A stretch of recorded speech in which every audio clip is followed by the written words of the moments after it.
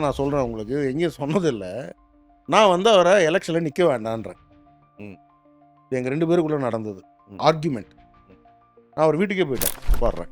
எனக்கு ஏன்னா இவர் நின்னா நமக்கு பாதிப்பு ஏற்படும்ன்றது நமக்கு தெரியுது. ஸோ வேண்டாம் அப்படின்னு திருப்பி போய் எனக்கு யாரெல்லாம் அவர்கிட்ட அந்த மாதிரி பேசுவாங்கன்றது எனக்கு தெரியல. இத்தனை வருஷம் நான் பழகினதில்லை. எனக்கு அந்த ஒரு லிபர்ட்டி இருக்குது, நான் போய் சொல்கிறேன் வேண்டான்ற. 2வது இருக்கும்பொழுது என்னென்னா கொஞ்சம் ஆர்கியூமெண்ட் ஆகி, இல்லை பிரதர் மோடிஜி சொல்லிட்டாரு, நான் நிற்கிறேன். அண்ணாமலை அவர்கள் கட்சி ரெஜிஸ்டர் பண்ணிட்டார்ப்பா. கட்சி ரெஜிஸ்டர் பண்ணிட்டார் டெல்லியில்.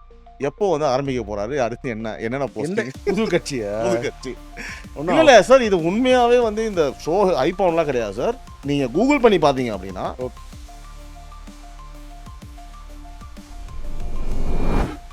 கற்பனை கூட அந்த கேள்வி ஆரம்பிக்கும் பொழுதே விஜய் அவர்கள் நான் கூட்டணி ஆட்சி, அரசாங்கத்தில் பங்கு, ஆட்சியில் பங்கு, வந்த நாள் முதல் கொண்டு விசிகா திரும்ப அண்ணன் கூட வரணும், பாமக என்னோட வரணும், எல்லாம் ஓப்பன் ஆஃபரிங்க பார்த்துருக்கீங்களா நீங்க? அப்படி ரூம் உள்ள பேசும் பொழுது கூட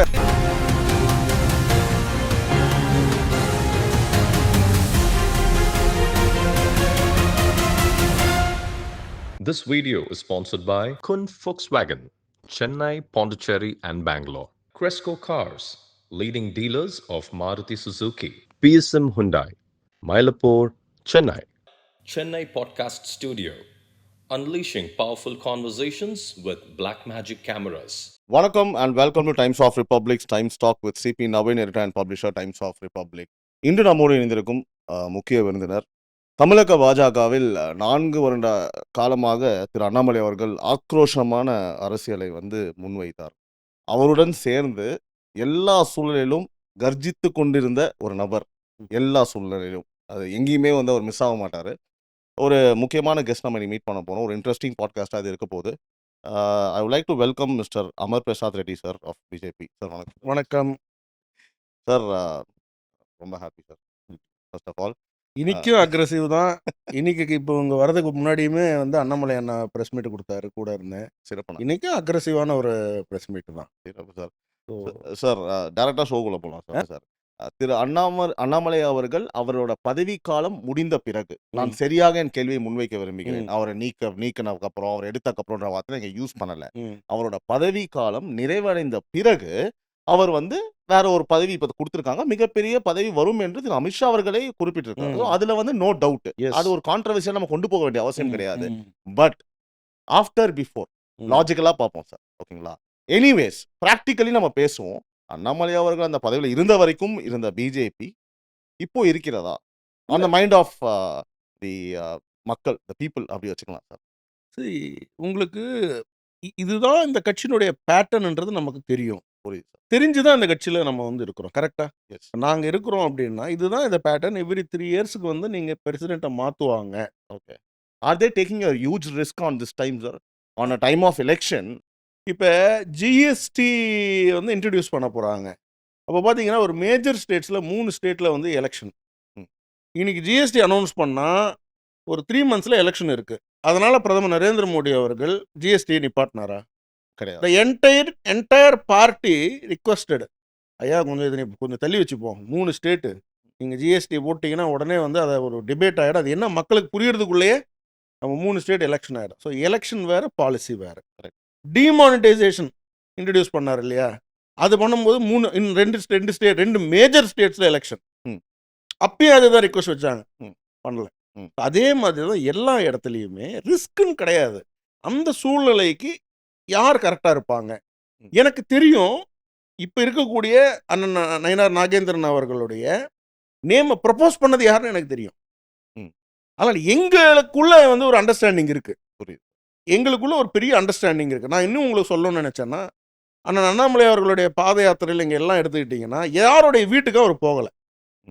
யாருடைய வீட்டுக்கும் போகல, யாருடைய பண்ணைக்கும் போகல, எங்கேயும் உட்காந்து வீட்டுள்ள உட்காந்து சாப்பிட்றது அதெல்லாம் எதுவும் பண்ணல. நாங்கள் யாத்திரை நேரத்தில் யாத்திரை நடத்தணும், அது போகவே வேணும். ஆனால் ஒருத்தர் வீட்டுக்கு மட்டும் போனது அண்ணன் நயினார் நாகேந்திரன் அவர்களுடைய வீட்டுக்கு போயிடும். அது நீங்கள் புரிஞ்சுக்கிங்க. ஏன்னா இந்த சூழ்நிலைக்கு இந்த அட்ஜஸ்ட்மெண்ட்டு இந்த காம்போசிஷனில் எப்படி நடக்கும்? இப்போ ஒரு மிஷன் ஒர்க் ஆகணும்னா எல்லா நேரத்துலையுமே வந்து ஒரே மாதிரி போக முடியாதுல்ல. அது தகுந்த மாதிரி கொஞ்சம் இது பண்ணல. அதனால் அந்த அண்டர்ஸ்டாண்டிங்கில் அது போயிட்டுருக்கு. ஆனால் நான் நினைக்கிறது என்னென்னா, விரைவில் நீங்கள் எதிர்பார்க்கக்கூடிய அண்ணாமலை அவர்கள் வருவாங்கன்னு நான் நினைக்கிறேன். எனக்கு தெரிஞ்சதுனால சொல்கிறேன் உங்களுக்கு அந்த information. Very good sir. Sir ஒரு சின்ன கருத்து சார். அதாவது என்ன sir, like always BJP in Tamil Nadu, BJP in other state.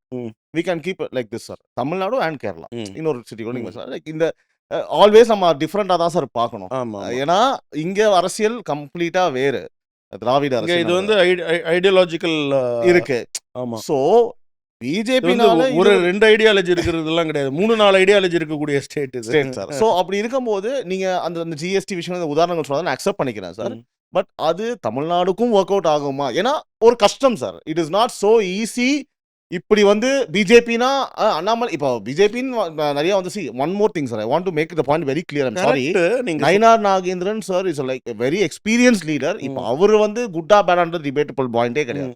Is really good. அதை பத்தி இப்போ டிபேட்டபிளே கிடையாது. நான் என்ன சொல்றேன் அப்படின்னா ஓட்டுன்னு சொல்லுவோம் இல்லையா, அட் லாஸ்ட் வந்து பாத்தீங்கன்னா மக்களோட மனசுன்னு ஒன்று இருக்கு, மக்களோட விருப்பம்னு ஒன்று இருக்கு. தமிழ்நாட்டில் பிஜேபியை பிளேஸ் பண்றதே ஒரு கடினமா இருந்த சூழ்நிலையில ஒரு ஷார்ட் ஸ்பான்ல வந்து ஒரு 11.4% 12% ஓட்டுக்கிட்ட கொண்டு வந்திருக்காங்க. அப்படின்ற பட்சத்தில் லைக் இன்னுமே வந்து தேசிய தலைமை வந்து இந்த மாதிரி ஒரு ரிஸ்க் எடுத்தது, ரிஸ்க்னு கூட வேண்டாம், இந்த மாதிரி ஒரு முடிவு எடுத்தது வந்து தெரிஞ்சுதான் எடுத்தாங்களா இல்ல வேற பிளான்ஸ் அவங்க இருந்ததா? ஒன்றும் டிஃபரன்ஸே இருக்காது அப்படின்ற மாதிரி. இல்லை, அப்சல்யூட்லி வந்து இப்போ நம்ம ஒரு சாதாரணமாக ஒரு கார் வாங்குறோம்னாவே எவ்வளோ டிசிஷன் எடுக்கிறோம். இந்த கார் நல்லா இருக்குமா, அந்த ஷோரூம் போவோம், அந்த கார் நல்லா இருக்குமா, ஓட்டி பார்ப்போம். ஓட்டி பார்த்த அப்புறமா இது குலுங்குதா, என்ன நடக்குது, ஏசி எப்படி இருக்குது, இது வந்து எவ்வளோ மைலேஜ் கொடுக்குது, எல்லாம் பார்க்குறோம் இல்லைங்களா. எத்தனை பேர் உள்ள உட்காரலாம், குழந்தைங்க எப்படி, எவ்வளோ பார்க்குறாங்க. அப்படின்ட்டு இருக்கும்போது இவ்வளோ பெரிய கட்சி, எவ்வளோ பெரிய கட்சிங்க. அந்த 2வது வந்து எலெக்ஷனுடைய அந்த மெக்கானிசம் தெரிஞ்ச கட்சி. 24 மணி நேரம் அதை பற்றி யோசிச்சுட்டே இருக்கக்கூடிய எலெக்ஷன் இப்படி ஜெயிக்கணும். இது ஏன்னா இவங்களுக்கு ஏதாவது ஒரு ஸ்டேட்டில் எலெக்ஷன் நடந்துக்கிட்டே இருக்கு நேஷனல் பார்ட்டி. ஸோ கண்டினியூஸாக வின் பண்ணக்கூடிய கட்சி. எல்லா ஸ்டேட்லையுமே நம்ம நீங்கள் கடந்த ஒரு 4-5 வருஷமாக நீங்கள் எடுத்து பார்த்தீங்கன்னா நடந்த தேர்தலில் சுமார் 95% சொல்லலாம், 95% ஜெயிச்சிருக்கோம் எல்லா ஸ்டேட்லேயுமே. அப்படி இருக்கக்கூடிய ஒரு கட்சி வந்து யோசிக்காமல் ஒரு முடிவு எடுக்க மாட்டாங்களே, யோசிச்சு தான் ஒரு முடிவு எடுப்பாங்க. அது வந்து அண்ணன் அண்ணாமலை அவர்களுடைய கன்சல்ட் பண்ணியிருப்பாங்க, ஸ்டேட் லீடர்ஷிப்போட கன்சல்ட் பண்ணியிருப்பாங்க. மேபி அவருடைய கன்கரன்ஸ் இல்லாமல் நீங்கள் நடந்திருக்குன்னு நீங்கள் நினைக்காதீங்க, அவருடைய கன்கரன்ஸும் இருந்திருக்கும், சொல்ல முடியாது. ஆமாம், நீங்கள் நினைக்கிற மாதிரி அக்ரெசிவாக நீங்கள் அலைன்ஸில் இருக்கும். அலைன்ஸில் இருக்கும்போது நான் உங்களுக்கு எக்ஸாம்பிளுக்கு சொல்கிறேன். திமுக காங்கிரஸ் அந்த இந்த சைடு பிஜேபி அதிமுக. அப்போ காங்கிரஸும் திமுக அளவுக்கு இறங்கி அடிக்குமா நீங்கள் பார்க்கணும். முடியாது. யாராவது ஒருத்தர் தான் லீடு எடுத்துகிட்டு போக முடியும். சுச்சுவேஷன் அது நமக்கு புரியுது. இப்போ நீங்கள் செல்வ பிறந்திகிட்ட நீங்கள் போய் கேட்குறீங்க, அவர் என்ன சொல்கிறாரு, சிரிச்சுக்கிட்டே அவர் விருந்தலைவருங்க அப்படின்னு போயிடுறாரு. கரெக்டாக காமராஜரை இன்சல்ட் பண்ணுறாங்க, இறங்கி அடிக்க முடியுதா? அவங்க சொந்த 2 கட்சிங்களோட இறங்கி அடிக்க முடியுதா? முடியல சார். இதுக்கு ஒரு ஆனால் அதுவே பிஜேபி அதிமுக வரும்போது கேட்குறவங்க என்ன பண்ணுறாங்க, எங்கள் பிஜேபியோட அமைதியாக இருக்கிறீங்க. பிஜேபி அது ஏன் அமைதியாக இருக்கிறோன்னா லீட் பார்ட்னர் யார்? அதிமுக. அவங்க லீட் பண்ணி கொண்டு போயிட்டு இருக்கிறாங்க. அப்போ நமக்கு என்ன ஒர்க் அசைன் பண்ணி இருக்கிறாங்க? களத்தை வந்து நீங்கள் பூத் கமிட்டியை நீங்கள் வந்து ஸ்ட்ரென்தன் பண்ணுங்கள். 234 தொகுதியிலும் பூத் ஸ்ட்ரென்தன் பண்ணக்கூடிய வேலையை நம்ம இறங்கியிருக்கோம். நமக்கு கொடுக்குற ஒர்க்கை தானே நம்ம பண்ண முடியும் சார். அதே போல் சார், லைக் ஒரு உதாரணம் நீங்கள் சொன்னப்போ நானும் உதாரணம் சொல்ல முடியும். கடந்த எலெக்ஷனில் வந்து திரு அண்ணாமலை அவர்கள் டேரிங்காக முடிவு எடுத்து வந்து தனித்து போட்டியிட்டு தான் அந்த ஓட் பேங்க் கொண்டு வந்தார். அப்போது எனக்கு தெரிந்து வந்து பார்த்தீங்கன்னா கட்சிக்குள்ளேயே நான் கேள்விப்பட்டது என்னன்னா, இல்லை நம்ம ஒன்றா இருந்திருந்தா பாரு இத்தனை இடத்துல ஜெயிச்சிருப்போம்னு சொல்லி சொன்னவங்களும் இருக்காங்க. சரி, இப்போ நீங்கள் அதை இப்போ 2 விஷயம் வருது. அண்ணாமலை அண்ணனை வந்து மாற்றி இன்னொருத்தரை வந்து அனௌன்ஸ் பண்ணும் பொழுது அது தேசியத்தில் எடுத்த முடிவு, ரிஸ்க் எடுத்தாங்களான்னு கேள்வி கேட்குறீங்க. ஆனால் எலெக்ஷன் வரும்போது தனியாக நிற்கும் பொழுது வந்து இது அண்ணாமலை அண்ணன் எடுத்த முடிவுன்னு கேட்குறீங்க. இது நேஷனல் பார்ட்டி. நான் இந்த சேர்லேருந்து அந்த சேரில் உட்காரணும்னா டெல்லியில் பர்மிஷன் கேட்கணும். இல்லை, அதுக்கு தான் உங்களை கேட்டேன். அதெல்லாம் இல்லை, நீங்கள் புரிஞ்சுக்கங்க. இந்த சேர்லேருந்து அந்த சேரில் நான் உட்காரணும் அப்படின்னா டெல்லியிலேருந்து பர்மிஷன் கேட்கணும். இங்கேருந்து இன்னொரு இடத்துக்கு போகணுன்னா, இப்போ உங்களுக்கு இன்டர்வியூ கொடுக்குறேன்னா நான் 2-3 பேர்கிட்ட சொல்லிட்டு தான் வரணும். நான் சொல்கிறேன் சொல்லலை, அது வேறு, அந்த ஃப்ரீடம் கட்சி கொடுத்துருக்கு, அதெல்லாம் நான் இல்லைன்னு சொல்லலை. பட் ப்ராக்டிக்கலாக சொல்கிறேன் உங்களுக்கு. அப்போ தனித்து நான் நிற்பேன்னு சொல்லி நாங்களே எப்படி அனௌன்ஸ் பண்ணுவோம்? ஓகே, ஆப்வியஸ்லி முடியாது. It is a decision of the parliament board. உங்களுக்கு தெரிவிக்கிறது வேணா நாங்களா இருக்கலாம். It is decision of honourable prime minister, honourable Amit Shah ji. So அதை வந்து உங்களுக்கு நாங்கள் தெரிவிக்கலாம். ஓகே, பட் அது ஒரு ஒரு ஒரு ஒரு ஒரு கன்சல்டேஷன் வச்சு பார்லிமெண்ட் போர்டில் எடுக்கக்கூடிய டிசிஷன் தானே அது. அப்போ சார் இந்த டிசிஷன் ஓகேங்களா, it is a calculative decision எடுத்துக்கலாமா? பிகாஸ் லாஸ்ட் எலெக்ஷனோட ரிசல்ட்ஸ் எடுத்திருப்பாங்க comparatively how it works when BJP and ADMK will be in alliance on 2026 election. ஓகேவா? Not just 2026, it is all, 29 you also also. need to think about 2029. Exactly sir. So அதை முன்வைத்து ம். So அப்போ it's a calculative decision வச்சுக்கலாமா sir அப்போ? கண்டிப்பா வச்சுக்கலாம். So அப்போ வந்து பார்த்தீங்கன்னா அண்ணாமலைஜிலாம் இருக்கட்டும், எல்லாமே உண்மைதான். அது இருந்தாலும் அட் லாஸ்ட் ஜெயிக்கணும்.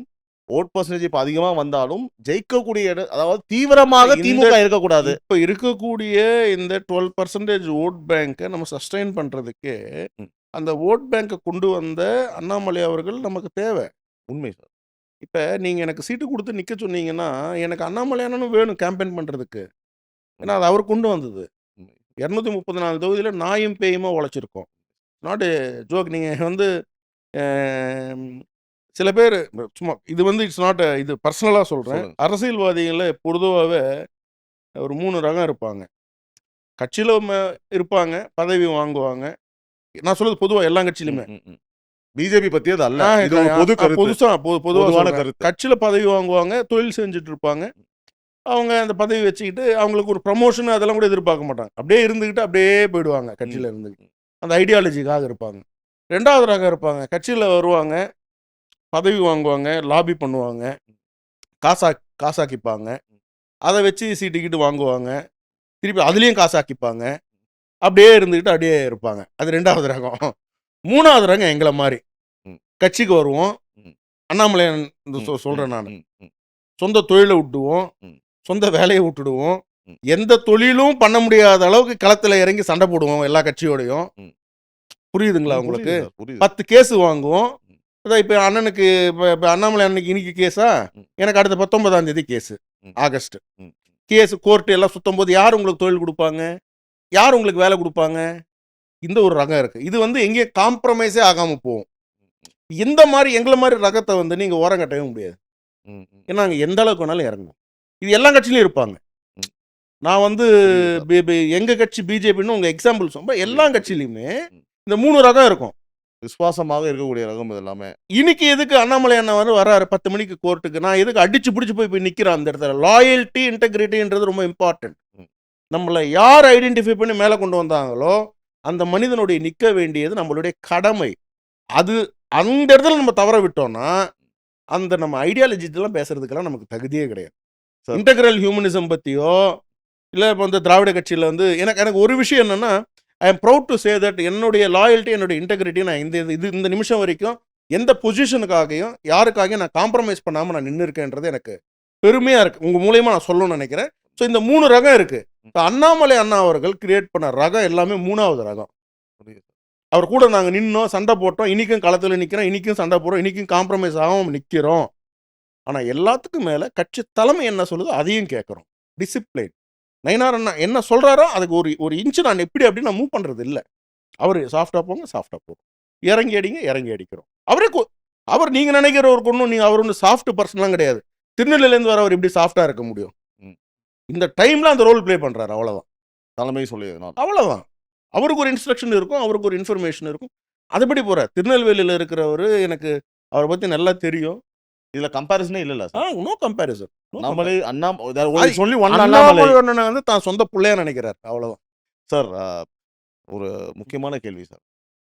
சில பேட்டிகள் சில அண்ணாமலை அவர்கள் வந்து சொல்லியிருக்காங்க சார், அண்ணா நான் வந்து எங்கேயும் போக மாட்டேனே, எனக்கு இதுதானே இடம், நம்ம இதுதானே முடியும் அப்படின்னு சொல்லியிருக்காங்க சார். அதுக்கு முன்னாடி சார் நான் ஒரு சின்ன விஷயம் ஞாபகப்படுத்த விரும்புகிறேன் சார். இதே ப்ரெஸ் மீட்டில் வந்து அங்கே தான் எல்லாம் ஆரம்பிச்சதுன்னு நினைக்கிறேன் சார். என்ன சொல்கிறாங்க அப்படின்னா, என்னோட ஸ்டாண்டு இதுதான், அதிமுகவோட கூட்டணினா என் பதவியை நான் விட்டு விலகிடுவேன், என் ஸ்டாண்டு இதுதான். Point number 1 sir. Point number 2, அடுத்து பதவியிலேருந்து காலம் முடிந்த பிறகு அவர் வெளியே வந்த பிறகு அவர் கொடுக்குற ஸ்டேட்மெண்ட், ஆனால் நம்மளுக்கு டெல்லிலாம் கிடையாதுண்ணே, நம்மளுக்கு இதான ஊர் அது அப்படின்னு சொல்லி ஒரு ஸ்டேட்மெண்ட் கொடுக்குறாரு சார். ஸோ நான் டாட்ஸ் எப்படி கனெக்ட் பண்ண விரும்புகிறேன் சார், இப்போ திரும்பவும் அண்ணாமலை சார் வந்து அந்த பேட்டி கொடுத்தனால தான் வந்து அவருக்கு அந்த தேசிய பதவியோ இல்லை எந்த பதவியும் கொடுக்காம சிக்கல் இருக்குது. அண்ணாமலை அவர்கள் தமிழ்நாட்டில் தான் ஒரு பொசிஷன் பண்ண நினைக்கிறாரா சார்? இல்ல சிக்கல்ல எதுவுமே கிடையாது. நீங்க எல்லாமே மேபி ஒரு ஹையர் பொசிஷன் கொடுக்க தயாரா இருக்காங்க, but is interested to work only in Tamil Nadu. Higher position குடுத்தாலும் தமிழ்நாடுல வொர்க் பண்றதுல ஒண்ணும் தப்பு கிடையாதுங்க. ஓகே. இல்ல ஹையர் பொசிஷன் குடுக்குறதுக்கு ஃபர்ஸ்ட் நேஷனல் பிரசிடென்ட் அப்பாயிண்ட் பண்ணணும். இப்ப பார்ட்டி பொசிஷன் வந்ததுன்னா, உங்களுக்கு வந்து பார்ட்டி பிரசிடென்ட் அப்பாயிண்ட் பண்ணணும். ம். அந்த பார்ட்டி பிரசிடென்ட் தான் வந்து நேஷனல் பிரசிடென்ட் தான் வந்து உங்களுக்கு அவருடைய டீம கரெக்ட். அப்பாயிண்ட் பண்ணிக்க முடியும். இப்ப ம். எப்படி இங்க நயினார் அண்ணனோ, அதேபோல வந்து அங்க ஒரு தேசிய தலைமையில இப்ப நட்டாஜி இருக்கிறாரு. ம். நட்டாஜி மாரி இன்னொருத்தர் வரணும் அந்த இடத்துல. ம். அந்த ம். யாரு வராரோ, ம். அவருடைய டீம தான் உருவாக்கிக்க முடியும். ம். அப்பதானே இவருக்கு பொசிஷன் இருக்கா இல்லையான்னு நம்ம டிபேட்டுள்ளயே போ முடியும். ஓகே. உங்களுக்கு அதுவே நடக்கலையே இன்னும். ஸோ அது வந்ததுக்கப்புறம் தான் அத பத்தி பேச இட் முடியும். It may happen very very soon. Very சூன்ன்றது தான் எல்லாரும் சொல்லக்கூடிய செய்தி. நானும் உங்கள மாரி தெரிஞ்சுக்கிறேன். எஸ் எனக்கு சார். ஒண்ணும் சார். ஒரு ஸ்பெஷல் நியூஸ் எல்லாம் ஒண்ணும் கிடையாது. ஓகே. சார் அகைன் சில பேர் இங்க உட்கார்ந்துகிட்டு சொல்லிட்டு இருப்பாங்க, எங்களுக்கு டெல்லியில எல்லாம் ஆள் இருக்காங்க. எல்லாம் ஒண்ணும் வராது. சார் அகைன் ஒரு இன்ட்ரஸ்டிங் கொஸ்டின் சார். இது எல்லாமே வந்து மக்களின் கேள்வி தான் சார். தெரிஞ்சுக்கணும்னு நினைக்கிறாங்க. ம். அதுவும் திரு அமர் பிரசாத் ரெட்டி வாயிலேருந்து வருது ஸ்பெஷல் தான் சார். ம். ஏன் ஸ்பெஷல்னா வந்து நீங்க சொன்ன அதே தான். ம். இன்னைக்கும் வந்து பார்த்தீங்கன்னா, ஒரு பக்கத்துல போய் நிக்கிறீங்கன்னா, நீங்க சொல்றது வந்து உண்மையாக இருக்கும் ம். என்பது தான். ம். ம். புரியுதுங்களா? ஸோ அப்படி இருக்கும்போது சார் அண்ணாமலை அவர்கள் கட்சி ரெஜிஸ்டர் பண்ணிட்டாருப்பா. கட்சி? ரெஜிஸ்டர் பண்ணிட்டார் டெல்லியில. எப்போ வந்து ஆரம்பிக்க போறாரு? அடுத்து என்னென்ன எந்த போஸ்டிங்? புது கட்சியா? புது கட்சி. ஒண்ணும் இல்ல சார். இது உண்மையாவே வந்து இந்த ஷோ ஐபான்லாம் கிடையாது சார். நீங்க கூகுள் பண்ணி பார்த்தீங்க அப்படின்னா, ஓகே. இன்னைக்கு வந்து இதெல்லாமே நாங்க அனலைஸ் பண்ணி எடுத்த கொஸ்டின்ஸ் தான். அ. அண்ணாமலை கட்சி ரெஜிஸ்டர் பண்ணிட்டாரு. ம். ரெஜிஸ்டர் பண்ணிட்டாரு. ஐ வில் டெல் யூ சார். அவருக்கு தெரியுமாமா அது? அது நீங்க தான் சொல்லணும். அண்ட் சார் நான் சொல்லிடுறேன். இது வந்து பார்த்தா நாட் டிஃபெண்டபிள் எங்களுக்கு பாயிண்ட். இல்ல சார் ரெஜிஸ்டர் பண்ணிட்டாரு. பண்ணிட்டு வாட் இஸ் த பிளான் கேட்டீங்கன்னா, இது வந்து ஒரு கதையாக இருக்கலாம். இல்ல ஒரு நைட்மேர் மாரி கதை சொல்றீங்கன்னு சொல்லிட்டு. I will tell you sir. அ கட்சி ஆரம்பிக்கிறாரு. கட்சி ஆரம்பிச்ச உடனே அவரு பிஜேபி கூட தான் கூட்டணி வைக்கிறாரு. அ. அவர் ஒரு கூட்டணியா இணைகிறார். அ. இப்ப எப்படி டிடிவிலாம் இருக்கிற மாரி, அவர் ஒரு கூட்டணியா இருக்கிறாரு. எப்பவுமே அவர் பிஜேபி சப்போர்ட் தான். அ. ஸோ வந்து பார்த்தீங்கன்னா, he is going to be on his own stand. நான் அதிமுக இப்ப எப்படி வந்து பிஜேபி, அதிமுகனாலும் கொள்கை வேறு, கட்சி இது தேர்தல்ல இது வேறுன்ற மாரி, அதனால அதிமுக எனக்கு உடன்பாடு இருந்தாலும், என் முரண்பாடுகள் இருந்தாலும், நான் வந்து கட்சி ஆரம்பிச்சு மோடிக்காக வேலை பார்க்குறேன். நான் பிஜேபி கூட ஒரு கூட்டணி அமைச்சு அவர் வந்து சேர போறாருன்னு ஒரு கருத்து இருக்கு சார். நீங்களே வந்து அத வந்து சொல்லும் பொழுதே வந்து உண்மையை யோசிச்சிருப்பாங்கன்ற அளவுக்கு நீங்க சொல்றீங்க. இந்த இத ஸ்டோரி நரேட் பண்றீங்க. சார் நான் இந்த கேள்வி கேட்கறதுக்கு முன்னாடி என்ன சொன்னேன், ஒரு நைட்மேர் மாரி இருக்கலாம் சார். இல்ல. ஆனா இது உண்மை. No, no. உண்மைனா see, இன்னைக்கு வந்து கூகுள்ல உங்களுக்கு அது மக்கள் மாரி see, என்னைக்குமேங்க நமக்கு என்னன்னா நம்ம ஊர்ல ஆகணும்னா ஒரு கட்சி ஆரம்பிக்கிறாங்க. ஓவர் நைட்ல வந்து ஒபாமா ஆகணும்னு நினைக்கிறாங்க. நம்மளுடைய கொலோக்கியல் லாங்குவேஜ்ல பேசணும்னா. திடீர்னு சினிமா நடிகர்கள் வராங்க, முதலமைச்சர் ஆகணும்னு நினைக்கிறாங்க. இப்படியேற்பட்ட இவ்வளோ உழைத்த மனிதர் வந்து அமைதியா இருக்கிறாருன்ற ஒரு இதுல வந்து அந்த மாரி நெறைய ரூமர்ஸ் வந்துட்டு இருக்குங்க. see, அவர் வந்துங்க வெரி கமிட்டட் பிஜேபி காரியகர்த்தா. ம். நல்லா புரிஞ்சுக்கணுங்க. வெரி கமிட்டட், டிசிப்ளைன்ட் ஒரு பிஜேபியினுடைய காரியகர்த்தா. அவரு வந்து எந்த அளவுக்கு மோடிஜிய விரும்புறாருன்னா, நான் சொல்றேன் உங்களுக்கு. எங்கேயும் சொன்னதில்ல. நான் வந்து அவர எலக்ஷன்ல நிக்க வேண்டான்றேன். ம்.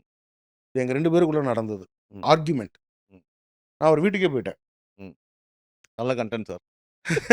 கன்டென்ட்லாம் கிடையாது. நான் வந்து அவர வந்து எலக்ஷன்ல நீங்க நிக்காதீங்க. எந்த okay. Election? Last election. Okay, okay. 2020 இப்போ நான் 24 24 நீங்க நிக்காதீங்க. நமக்கு வந்து ரொம்ப டஃப்பா இருக்கும் ஃபீல்டு. ஏன்னா வந்து டிஎம்கே வந்து காச இறைப்பாங்க. நமக்கு அந்த இது இல்ல. ப்ளஸ் வந்து நீங்க எல்லாருக்கும் கேம்பெயின் பண்ணணும். திருப்பி உங்க கான்ஸ்டிட்யூன்சியும் பார்க்கணும். நீங்க நெறைய வந்து அந்த இடத்துல உங்களுக்கு கேம்பெயின் பண்ண வேண்டிய இடத்துல நீங்க கோட்ட விட்டுடுவீங்க. ம், ம். வேண்டாம் அது, வேண்டாம்னு சொல்லி 21 நீங்க எம்எல்ஏ எலக்ஷன் பத்தி நோ சொல்றீங்க. இப்ப எம்பி எலக்ஷன் எம்பி பத்தி. Okay, election okay. போது. Fine, fine. ஓகே. நிக்காதீங்க. ஓகே. நீங்க நிக்கவே நிக்கக்கூடாதுன்றேன். பிரதர் யோசிப்போம் பிரதர்னார். யோசிக்கிறதெல்லாம் இல்ல வேண்டாம் அப்படின்னு சொல்லி நம்ம வரோம்.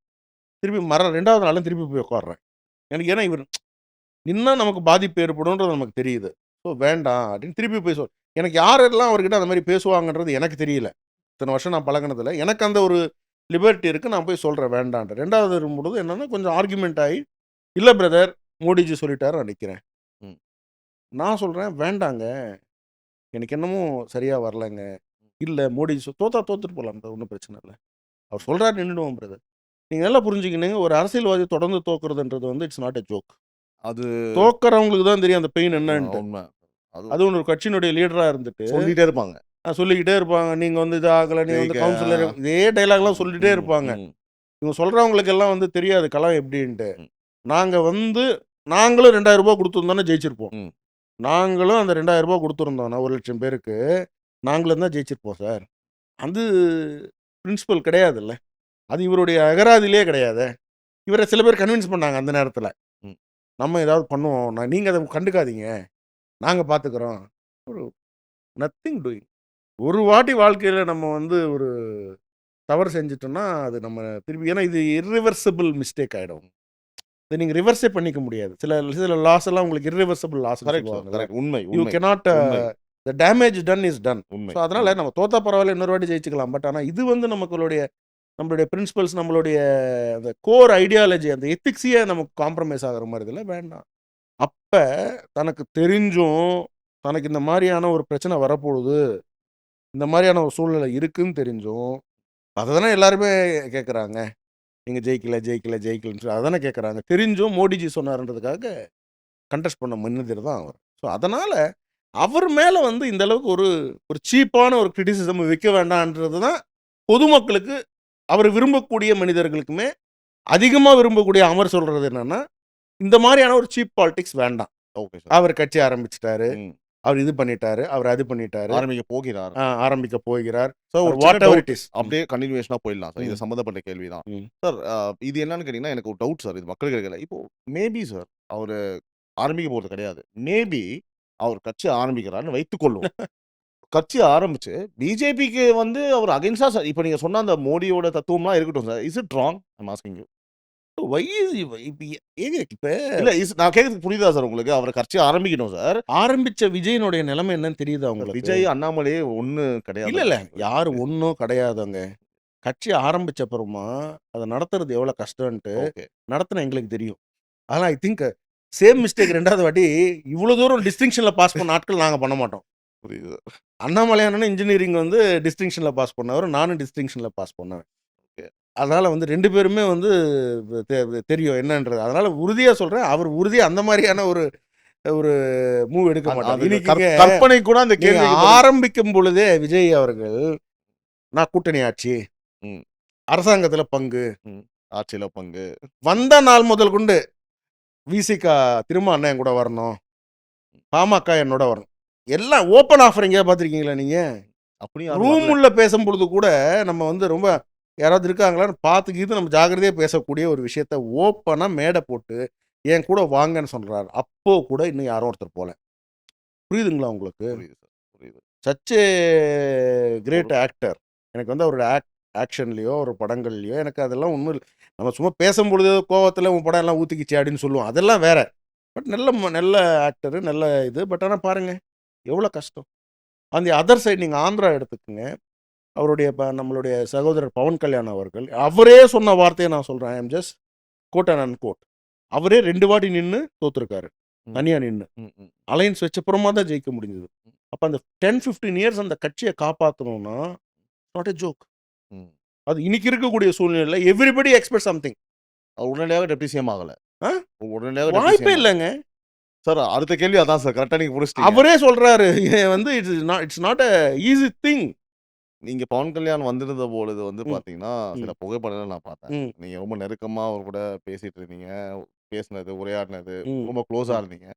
ஸோ நீங்க அவர்கிட்ட என்ன பாக்குறீங்க? நானும் அண்ணாமலை அண்ணாவும் அவரும் 3 பேரும் பேசணும். நானும் நயனார் நாகேந்திரன் அண்ணாவும் அவரும் பேசணும். அவர் சில ப்ராக்டிக்கல் அட்வைஸ் வந்து கொடுத்தாரு. அதே மாதிரி நாங்கள் சில ரிக்வஸ்ட்டை வந்து வச்சுருக்கோம் அவர்கிட்ட. That and all we cannot discuss over podcast. But he will be a big asset for the NDA alliance for 2026. Sure shot இன்னைக்கு வந்து உங்களுக்கு தெரியும், தமிழகத்தில் குறைந்தது 20% 22% தெலுங்கு மக்கள் இருக்கிறாங்கன்றது போன சர்வே, இப்போ 2010 பே பண்ணாங்களே அந்த சர்வேல சொல்கிறாங்க. இப்போ இன்னும் கொஞ்சம் அதிகமாக இருப்பாங்கன்றது என்னுடைய ஸ்டாண்டு.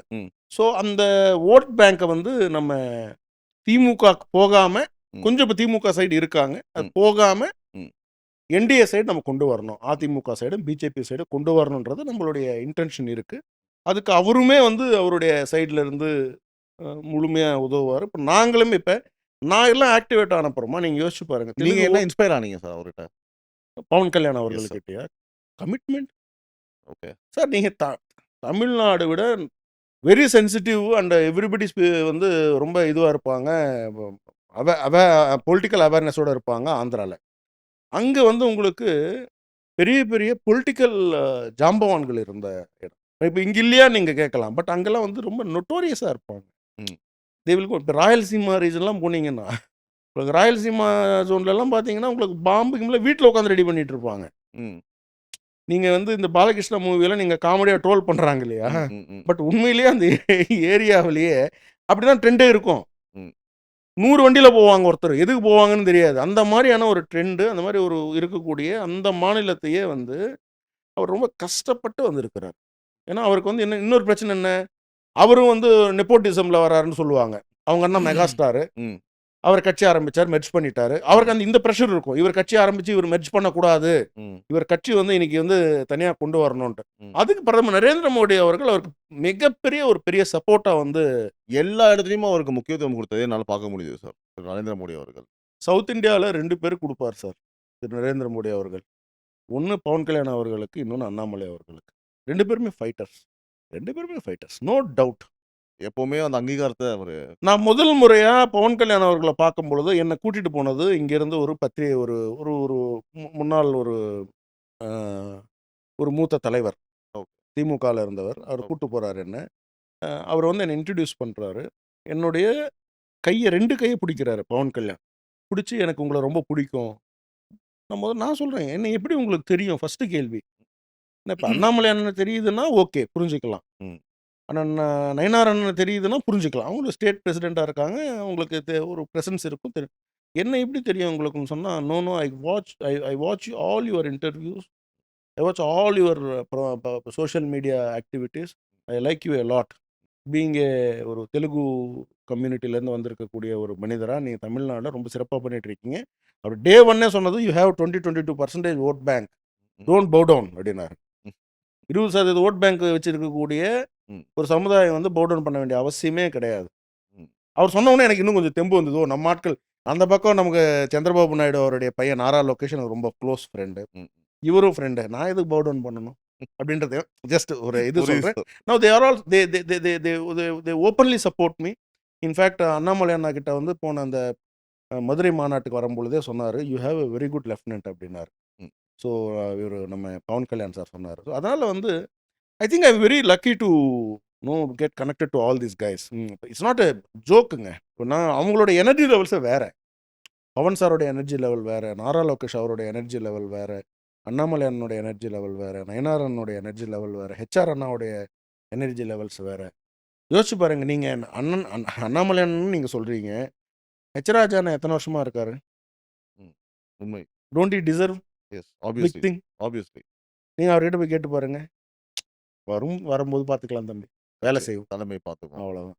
அடுத்தபடியாக next segment photo story with Amar Prasad Reddy. இது நான் பார்க்கும்போது கட்சிக்காரங்களை விட தமிழ்நாடு மக்கள் ஃபீல் பண்றது மாதிரியே எனக்கு தோணுது எனக்கு. ஏன்னா இவங்க பண்ற டிராமா எல்லாம் கொஞ்சம் நெஞ்சம் கிடையாது. நெஞ்சம் நெஞ்சம் ஒரே புண்ணா இருக்கு.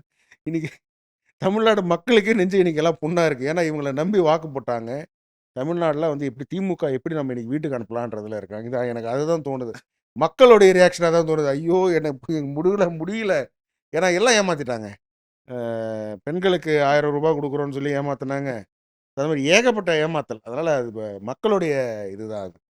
சார் அடுத்தபடியாக the next segment reels reblog with Amar Prasad Reddy.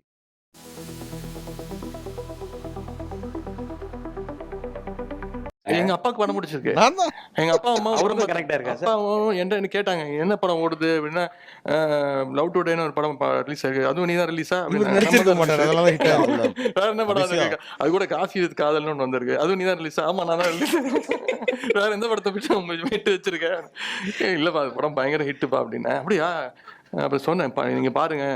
ஆனா எனக்கு ஒரு டவுட் இருந்துச்சு, அவங்களுக்குலாம் கனெக்ட் ஆகுமா இல்லையான்னு. ஏன்னா இன்ஸ்டாகிராம், ட்விட்டர், அவங்க அப்பாவை இழுத்துக்கிட்டாரு. அது அந்த ஜெனரேஷன் கனெக்ட் ஆகுமான்னு தெரியாம இவரு பார்க்க போன ஆரம்பிச்சாங்க. உறுதியா படம் யாராலையும் முடிஞ்சோடனே பார்க்க வந்தேன். முடியாதுன்னு நினைக்கிறேன். படம் நல்லா இருக்கு உதயா அப்படின்னு. சார் இதை பத்தி உங்களோட கருத்து சார். இதுல நிறைய நீங்க கருத்து சொல்லலாம் அமர் சாரோட ஸ்டைல்ல. இல்ல ஃபர்ஸ்ட் எல்லா படமும் அவங்க தான் ரிலீஸ்னு சொல்றாங்க. அது பெருமையா வேற சொல்றாங்க ஒரு சோஷியல் மீடியால. ரெண்டாவது வந்து பாத்தீங்கன்னா போன மாதிரி ஐயோ அவங்க அப்பாவும் துடிச்சாரா அவரும் இது துடிச்சாருன்னு வந்து அல்ட்ரா நெப்போ கிட். இவரு நார்மலா நெப்போ கிட் இருப்பாங்க. நெப்போ கிட்னா என்னது? நார்மலா அப்பா ஒரு இதுவா இருப்பாங்க. இப்ப பையன் அதே இடத்துக்கு வருவாப்புல. இவர் அல்ட்ரா இந்த அல்ட்ரா தின்னு மாதிரி இவர் வந்து அல்ட்ரா நெப்போ கிட்டுங்க இவர். இவர் வந்து பேசிக்காகவே இவருக்கு வந்து வந்து அரசியல் வந்து பெருசாக தெரியாது. அவர் வந்து ஒரு படம், அந்த படம் கூட பெருசாக தெரியாது. என்ன பண்ணுறதுனே தெரியாத போது அவங்க அப்பா வந்து ஏதாவது பண்ணணும்னு சொல்லி ப்ரொடக்ஷன் யூனிட் ஆரம்பித்து நம்ம இவர் ஏதோ 2-3 ப்ரொடியூசர் கிட்ட சொல்லி இவருக்கு வந்து ஒரு வாய்ப்பு கொடுங்க அப்படி இப்படின்னு சொல்லி இவங்க ரிலீஸ் பண்ணி அப்புறம் இப்போ வரும்பொழுது எல்லா படமும் இவங்க தான் ரிலீஸ் பண்ணுறாங்க. கரெக்டுங்களா? இதில் கிரிட்டிசிசம் விட நான் என்ன பார்க்குறேன், அரகன்ஸை தான் பார்க்குறேன் நான். செய்கிறது தப்பு, எல்லா படமும் நீ தான் ரிலீஸ் பண்ணுறியான்றது தப்பு ஃபஸ்ட்டு. அப்போ இண்டஸ்ட்ரி மொத்தம் கண்ட்ரோல், அதையும் வந்து ஓப்பனாக நீங்கள் சொல்கிறீங்கன்னா எவ்வளோ அரகண்ட் அதான் சொல்ல அல்ட்ரா நெப்போ கிட்டு. உதயநிதி வந்து அல்ட்ரா நெப்போ கிட்டு. அதான் பாருங்கள், கூட இருக்கிறவனுங்களாம் என்ன பாருங்கள், அவன் 100 கோடி சம்பாதிச்சுக்கோ, நீ 200 கோடி, நீ என்ன 300 கோடி சம்பாதிச்சுக்கோ, ஏன்னா உங்கள் அப்பா வீட்டு காசா? உதயநிதியை கேட்கலாம்ல. நிர்மலா சீதாராமன் மேடமை கேட்டார்ல உங்கள் அப்பா வீட்டு காசான்ட்டு, அதனால் இவரு கேட்கலாம் நிற்போம் எங்கள் அப்பா வீட்டு காசான்ட்டு. அதனால் இவங்க இதெல்லாம் பார்த்தா மக்களுக்கு ரொம்ப வெறுப்பு வரும். இவங்க மேலே ஒரு ஒரு மிகப்பெரிய ஒரு ஒரு ஒரு ஒரு வெறுப்புணர்ச்சியும் ஒரு திமிரும் இந்த இந்த இதை பார்க்கும்பொழுது யாருக்கா இருந்தாலும் இப்போ அந்த தம்பி எல்லாம் இருக்கிறாரு, கேமரா பின்னாடி இருக்கிறாரு, அந்த தம்பிக்கு உதயநிதியை விட திறமை அதிகமாக இருக்குது. அட்லீஸ்ட் அந்த கேமராவை வச்சு உட்காந்து அந்த பிளாக் மேஜிக்னு ஏதோ ஒன்று பண்ணிட்டு இருக்காருல்ல, கேமராவை வச்சு இதை பண்ணிட்டு இருக்காரு, அது கூட தெரியாது உதயநிதி. ஏதோ உண்மை, நான் ஒன்றும் பொய் சொல்லலை. ஆனால் ஏதோ கலைஞரோட பேரனா பிறந்துட்டார், ஏதோ ஜென்மத்தில் ஏதோ செஞ்ச புண்ணியன்றதுனால ஓட்டிட்டு இருக்காப்புல. அது முடிஞ்சது. 26க்கு அப்புறம் ஒன்றும் கிடையாது. புரியுது சார். படமும் எடுக்க முடியாது, ஒன்றும் பண்ண முடியாது. நம்ம ஆட்சி வந்த உடனே டப்பா டான்ஸ் ஆகிடும். பல்வேறு விஷயங்கள் நம்மோட பகிர்ந்தமைக்கு ரொம்ப நன்றி சார். நன்றிங்க.